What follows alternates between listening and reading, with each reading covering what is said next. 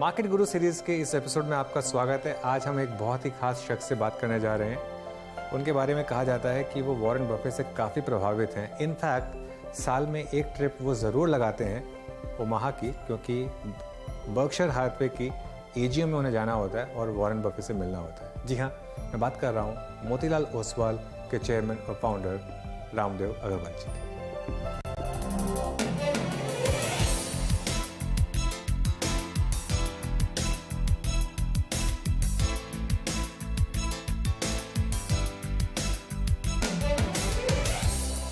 Good morning Ramdev sir. Hi, आज आपके office में आ गए हैं और सोचा चलिए आपसे थोड़ी सी बात की जाएगी। और चलिए फिर थोड़ा आपका ऑफिस घूमते हैं और बात करते हैं आपके साथ। और मार्केट भी एकदम ऑल टाइम हाई के काफ़ी करीब है, तो एक अच्छा मौका रहेगा आपसे बात करने के लिए वैसे। और अच्छा, रामदेव सर के बारे में एक बात बताता हूँ मैं। एक्चुअली इस ऑफिस के बारे में एक बात बताता हूँ। मोतीलाल ओसवाल की जो बिल्डिंग है रामदेव सर, उसमें जो बाहर लाइट्स हैं वो ग्रीन या रेड होती हैं। तो आजकल रेड तो यूज ही नहीं हो रही है, बस लास्ट के 1-2 दिन में यूज हुई है। बहुत रेड यूज हुआ है। लास्ट पहले यूज हुआ था, लेकिन पिछले 3 महीने से सिर्फ ग्रीन ही यूज हुआ है। तो अभी थोड़ी सी और ग्रीन लाइट ऑर्डर करनी पड़ी होगी, क्योंकि वो सिर्फ ग्रीन ही चल रही है। तो रेड नहीं यूज हुई होगी। हम सोच रहे हैं कि पूरा ही ग्रीन कर दें, उठा के पूरा ही ग्रीन कर दें। चलिए, तो बिल्कुल। अच्छा Ramdev sir, all time high के इतने करीब हैं हम, और ऑब्वियसली थोड़ा ऑल टाइम हाई के करीब आकर थोड़ा सा अटक रहे हैं। आपके हिसाब से इस समय मार्केट अभी भी ठीक है? कोई ज़्यादा महंगी नहीं हुई है? नहीं, अभी देखिए 900 950 का, मतलब बहुत ऑप्टिमिस्ट लोग 950 बोलते हैं। हमारे गौतम 950 बोलते हैं, और हम उसको काट पीट के 900 तक करते हैं। तो pessimistic is 900 and optimistic is 950। आपका 18,500 का इंडेक्स है। तो आप समझिए 20, मतलब 21, anywhere between 20-21, so it's not scary. It's not scary. Actually वो जो आपने गौतम की रिपोर्ट की थी, मैं उसको पढ़ रहा था। बहुत फैसिनेटिंग है वो रिपोर्ट एक्चुअली। इसमें मैं ये देख रहा था कि पिछली बार की पीक के मुकाबले इस बार की पीक में जो सबसे बड़ा अंतर ये है कि मिड कैप्स और स्मॉल कैप्स ने इस बार आउट परफॉर्म किया। पिछली बार उन्होंने अंडर परफॉर्म किया था, तो इस बार मिड कैप और स्मॉल कैप ने काफी आउट परफॉर्मेंस दिखाई है।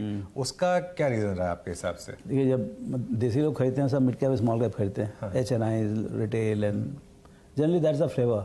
The large cap is that is the domain of institutions, domestic as well as international. So जब व्हेन FIs कम, तो फिर उसमें क्या, तो थोड़ा सा लार्ज कैप में परफॉर्मेंस वो दे के नॉट, मतलब आपको $1 बिलियन खरीदना है, 10 बिलियन खरीदना है, $20 बिलियन खरीदना है, तो उन्होंने एक तो क्या बेचा, उन्होंने तो बेचा क्या जो उनके पास था, that was all large cap.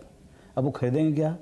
यदि बाई चांस खरीदे, तो यदि उनको बाई चांस वो आए और खरीदे, तो फिर खरीद रहे हैं थोड़ा, अभी धीरे धीरे चालू हुआ है अभी जस्ट, मतलब, लेकिन बहुत तकलीफ होगा उनको वापस खरीदने में। नहीं, बात आपने पहले भी कही थी कि उनकी एंट्री, उनकी एग्जिट जो भी रही हो, री एंट्री काफी पेनफुल रहने वाली है। अभी देखिए हर चीज में ऐसे हो रहा है। अभी आज के दिन में कितने बड़े ब्लॉक्स हो रहे हैं। Exit has become very easy for a worthwhile company to sell $1 billion.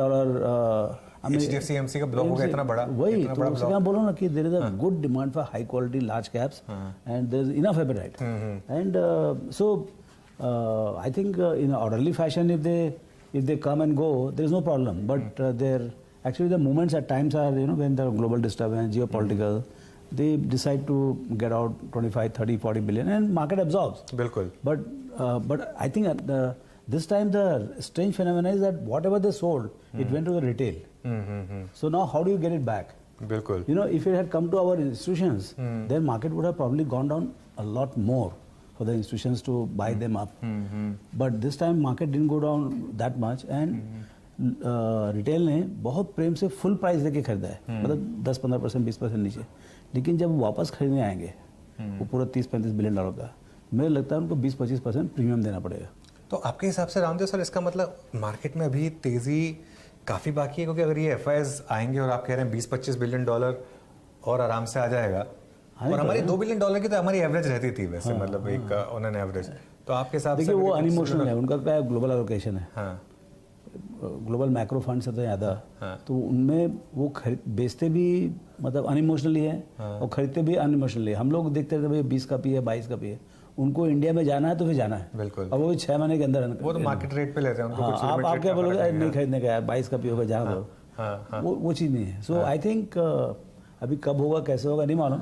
लेकिन क्या है, देखिए इंडिया का पोजीशन समझो आप। इंडिया में इंडिया का जीडीपी, ग्लोबल जीडीपी शेयर, जैसे आपको 3.75 ट्रिलियन अभी आया है, ग्लोबल जीडीपी 100 ट्रिलियन, तो आपको 3.75 तो ऐसा जग जाहिर है कि भाई हम हैं पार्ट ऑफ द वर्ल्ड।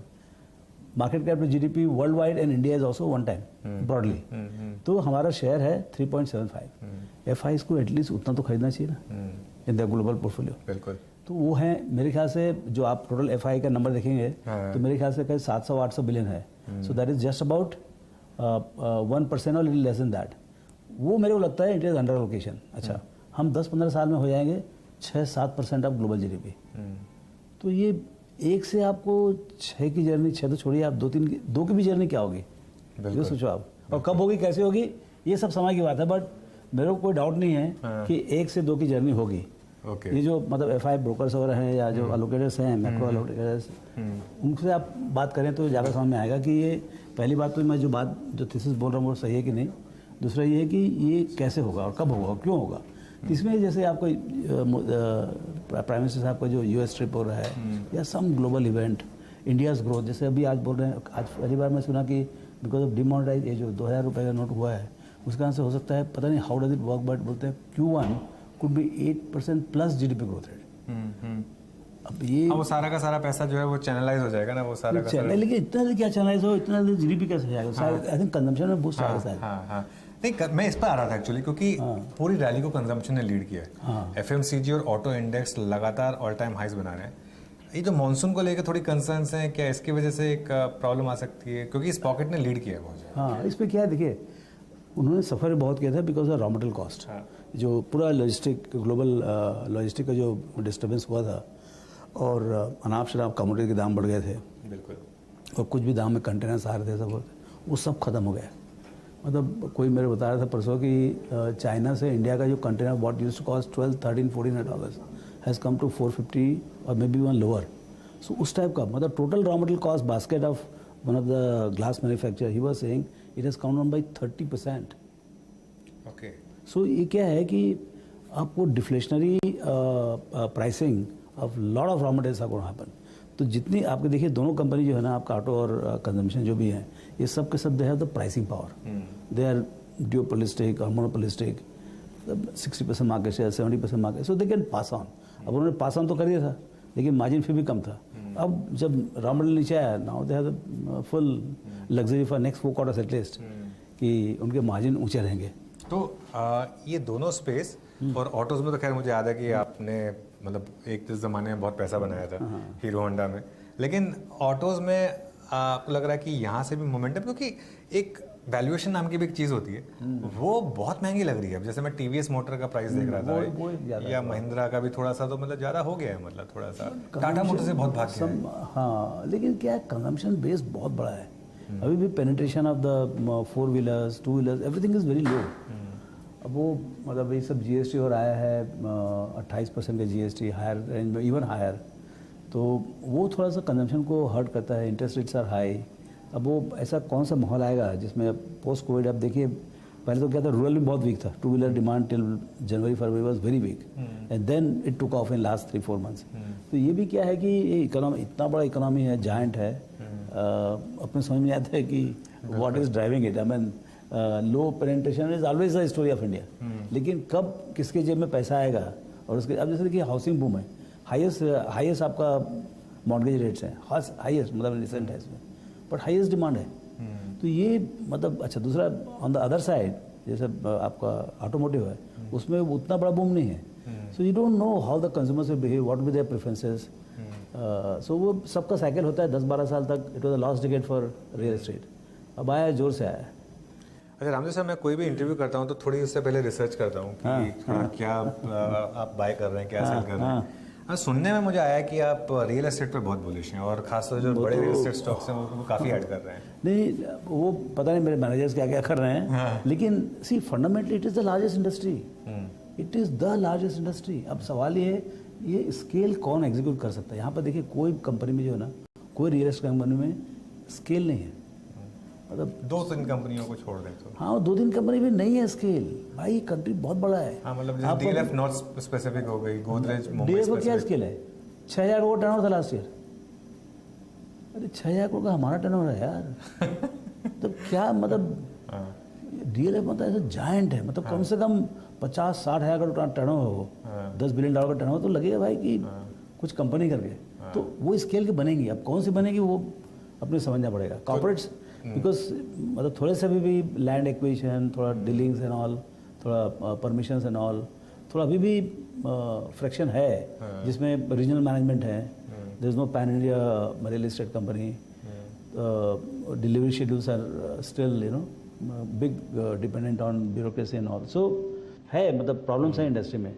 तो क्या ये बात सही है कि आपने एक क्लोज डोर मीटिंग में अपने कुछ इन्वेस्टर्स को कहा था कि DLF will be the stock of the year इस साल का? नहीं ऐसा नहीं। सी ये तो क्या है, देखिए बातचीत में क्या होता है, जैसे अभी बात कर रहे हैं, मतलब उसमें थोड़ा ज़्यादा लिबर्टी रहती है, तो उसमें क्या है कि भाई क्या करें, आपको इतना रियल एस्टेट लगता है तो क्या करें। तो हम बोले भाई देखो, कोई भी इंडस्ट्री में बूम होगा जैसे भी होगा, तो उसका जो लीडर जो है ना, he is the biggest beneficiary. यदि आपको बैंकिंग में हुआ तो आपको SBI HDFC से आप हट नहीं सकते आप, बिल्कुल। तो वो उसके हिसाब से ऑटोज में भी वही होता है, वही होता है, हमेशा होता है। लीडर बेनिफिट डिस्प्रोपोर्शनटली, अभी देखो सीमेंट में हो रहा है, तो पहले तो सबसे पहले तो अल्ट्राटेक ने ऑल टाइम हाई बनाया, बिल्कुल, है ना, तो वो ऐसे होता है, इसीलिए मैं बोला और कुछ नहीं। And it's a large company, you can get in get out, कभी भाई हमारा कैलकुलेशन गलती हो, आपको कैलकुलेशन गलती हो, एटलीस्ट लिक्विडिटी दो ना। तो खैर रियल एस्टेट तो एक स्पेस हो गई, रियल एस्टेट से रिलेटेड जो स्पेस है वो बहुत अच्छा कर रही है। जैसे अब वो क्या बोलते हैं, सीमेंट जैसे बहुत अच्छा कर रहा है, उसके अलावा जो सैनिटरी वेयर स्टॉक्स हैं या फिर जो पाइप बनाने वाली कंपनियां हैं वो अच्छा कर रही हैं, सब एक साथ चलेगा, सब एक साथ चलेगा, somehow that sustained boom। अब देखिए क्या है ग्लोबल, देखिए आप इतना आइसोलेटेड भी नहीं है, you are part of the world has so much of problem. पूरा अमेरिका है, थोड़ा सा रिसेशनरी कंडीशन में है, हाईएस्ट इंटरेस्ट रेट है, तो वो अटका हुआ है वहीं के वहीं। यूरोप पूरा तो बेचारे लड़ाई झगड़ में लगे हुए हैं, ये 2 ब्लॉक तो गए। रशिया सॉरी आपका चाइना जो है वो अब खुद ही अपना मतलब प्रॉब्लम खड़ा कर रखा है, सबसे लड़ाई झगड़ा कर रखा है, तो बचा क्या, बोले वी आर डूइंग वेल, लेकिन भाई आप ये समझिए कि बाहर सब आग लगा हुआ है, हमारे यहाँ शांति है। तो वो थोड़ा सा जो है ना, जैसे 2003 से 2008 में जो सुपर बूम हुआ था, उसमें the world was aligned, world was growing at 5% and then we are growing at 7-8%, 9%। तो वो चीज़ जो है ना, अभी जो अपना ग्लोबल का जो बेनिफिट मिलने का है वो अभी नहीं है। तो वो एक पोर्शन 1.5-2% का, जहाँ पर आप कुछ भी बनाओ, everything can be exported, there is enough product demand in the outside Europe America वगैरह, वो बात नहीं है अभी। सो उसी कारण से थोड़ा सा जो है ना पैची हो जाता है, कहाँ जहाँ पर डोमेस्टिक डिमांड आता है वहाँ पर आपको बूम आ जाता है, and then the moment it's अभी से IT है, सडनली IT थोड़ा ठंडा हो गया, IT is the second largest. तो लेकिन IT में अब आप सिलेक्टिवली बाय कर रहे हैं? मैंने सुना है कि फंड्स में आपके स्पेशली मिड कैप IT में तो काफी बारी कर रहे हैं जो है ना, जो आपके एक फंड मैनेजर से मेरी बात हो रही थी लास्ट वीक, तो ऑब्वियसली मैं नाम नहीं बताऊंगा उनका, लेकिन वो मुझे कह रहे थे कि हम मिड कैप IT भर के ले रहे हैं इस समय। ले रहे हैं लोग, या मतलब see longer term outlook for the industry is very good, this is the best industry of India and India story is dependent on them. तो अब सवाल ये है कि जो पब्लिक मनी होती है उसमें आपका 1 से 3 साल का जो आउटलुक होता है, वही 10 साल का आउटलुक तो बहुत बढ़िया है, लेकिन 1 से 3 साल का आउटलुक कैसा है वो एक इम्पॉर्टेंट होता है। तो उसी कारण से we are building selective, very cautious, लेकिन yes we are not zero.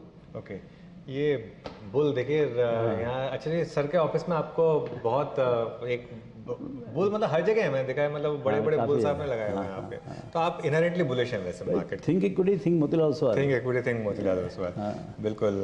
तो चलिए फिर तो ये तो बात हो गई जो बड़े सेक्टर्स हैं उनकी। उसके अलावा रामदेव सर इस समय आप और कौन कौन से थीम्स पर बुलिश हैं?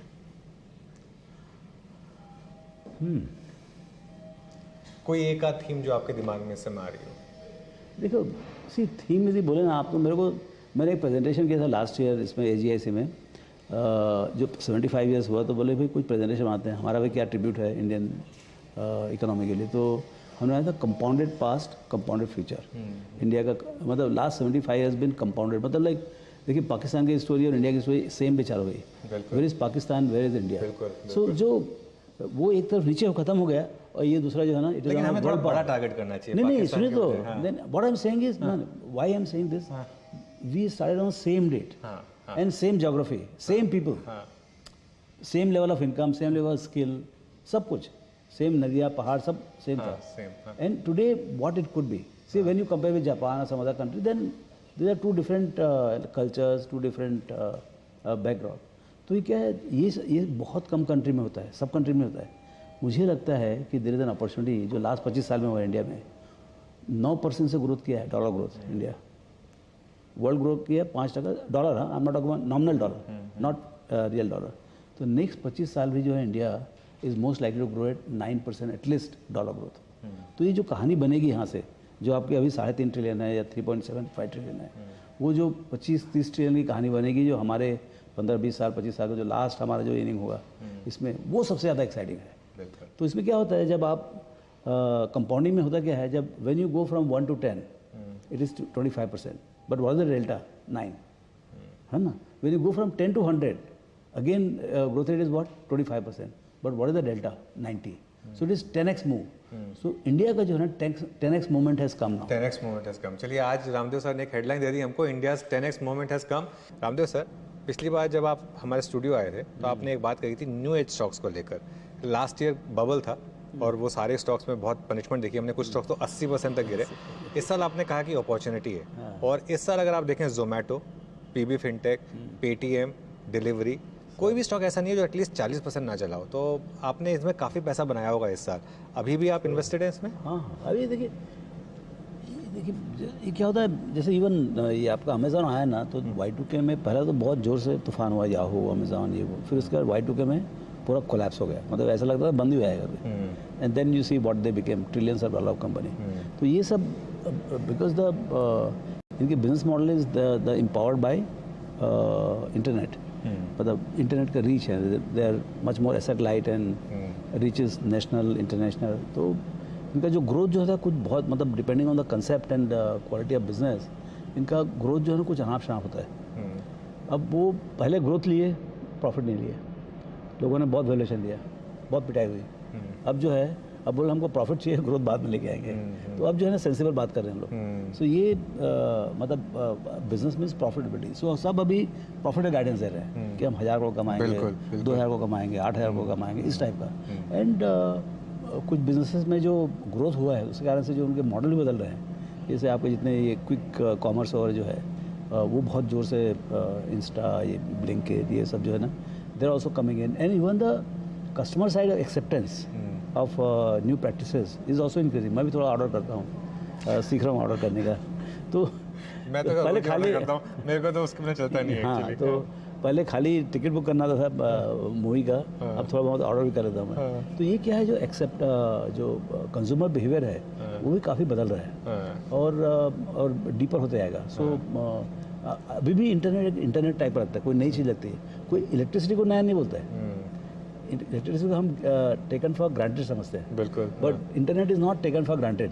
तो वो हर साल में वो बढ़ते आएगा। ये इंटरनेट क्या 10 साल तो पुराना है अभी, 10-12 साल पुराना है, मतलब इफेक्टिवली 20, हाँ, लेकिन 20 साल तो खैर टेक्निकली होगा, but what I am saying in masses, life time जैसे डेली अपने यूज में फोन में आया तब जाके वो हुआ ना। बिल्कुल बिल्कुल, स्मार्टफोन पे जब से आया। और जियो आया उसने और तूफान किया। बिल्कुल बिल्कुल। सो मेरे ख्याल से क्या है कि 5-7 साल 8 साल पुराना कहानी है और ये बहुत लंबे जाने वाली है। अब सवाल है किसका बिजनेस मॉडल स्ट्रांग है, किसका मैनेजमेंट स्ट्रांग है, वो आपको समझने का। बट इसमें से कुछ कंपनी बहुत बड़ी बनेंगी, ये मेरे आई कांट से कौन सी कंपनी बहुत बड़ी बनेगी, लेकिन बहुत बड़ी मतलब सीरियसली 8-10 लाख करोड़ 20 लाख करोड़ वाली कंपनी बनेगी। तो तो फिर इसको अप्रोच कैसे करें, क्योंकि ये जानना बहुत टफ होगा कि वो कौन सी कंपनी होगी। हाँ। तो इसमें एक बास्केट बनाए, बास्केट बनाया, that is the best way. क्योंकि it is investing in unknown and unknowable. आपको नहीं मालूम, मैनेजमेंट को नहीं मालूम कि मैं कितना बड़ा बन जाऊंगा करके। कोई एंटरप्रेन्योर को नहीं मालूम पड़ता कि भाई कोई आदमी ने कोई ट्रिलियन डॉलर जब शुरुआत करते तो आपको नहीं पता होता कि हाँ, आप किसी ने मालूम रहता है। हर आदमी एक लिमिटेड ऑब्जेक्टिव लेके चलता है कि हम ये कर डालेंगे, हम वो कर डालेंगे। लेकिन बिजनेस जिस तरह से रिस्पॉन्ड करता है, कंज्यूमर जिस तरह से रिस्पॉन्ड करता है, जिस टाइप की दूसरी चीज़ें बनती है, टेक्नोलॉजी जिस तरह से रिस्पॉन्ड करता है। अभी क्या पता क्या क्या टेक्नोलॉजी आएगा। अभी जैसे वो चैट जीपीटी आया, पता नहीं वो क्या करेगा वो, you know. So you don't no. मतलब अब जैसे हमने जब ब्रोकिंग चालू किया था तो हम तो पेन पेंसिल से करते, मतलब I used to do accounting physically. मतलब we are the early adopters of computers in first 2 years। Today I mean आप सोचो, आप मतलब आप जो ट्रेड करते हो, मतलब 200 लाख करोड़ पर डे का trade, T+1 zero defect settlement, मतलब कुछ अलग ही बन गया है। तो ये जो मतलब जो माहौल बदलता है आगे, वो सब देख के मतलब आपका बिजनेस मॉडल कितना स्ट्रांग है, कंज्यूमर बिहेवियर का, कंज्यूमर के लिए कितना मायने रखता है वो कंपनी, उसका प्रोडक्ट सर्विस, वो अपने देखने तो आपकी इंडस्ट्री में भी इन्वेस्ट किया जाए फिर, और जो रिलेटेड इंडस्ट्रीज हैं? मेरे को समझ में आता है ये बाजार कैसे दिखता है, वैल्यूएशंस, और हम तो बहुत बुलिश हैं अपने बारे में, लेकिन उसका कोई मतलब नहीं, मतलब यानी see this sectors are considered, जैसे हमारे जितने कैपिटल मार्केट्स वगैरह वाले हैं उनको थोड़ा सा बाजार ऐसे कोल्ड शोल्डर देती है कि भाई लो पी है, सिक्लिकल है। अब क्या था पहले, मतलब उसका भी हिस्ट्री अलग है और फ्यूचर अलग है। जैसे आप समझिए मैं 87 में चालू किया तो मेरे ख्याल से पता नहीं 2-5 लाख लोग रहे होंगे बाजार में। 2018 तक 2 करोड़ मतलब 20 मिलियन कस्टमर्स थे डीमैट अकाउंट, उसमें भी मल्टीपल थे, मतलब हमारे 4 पर रहेंगे, तो मतलब unique must be about 10 million. Okay, 20 में 40 मिलियन। डिजिटल आता है, ऑनबोर्डिंग होता है डिजिटल, 5 मिनट में अकाउंट खुल जाता है। अभी कितना होगा? 120 मिलियन। तो जो 20-30 मिलियन से 120 मिलियन हुआ है और हर महीने 2 मिलियन कस्टमर आ रहे हैं, वो ट्रेंड जो है ना मेरे ख्याल से कहीं नहीं है।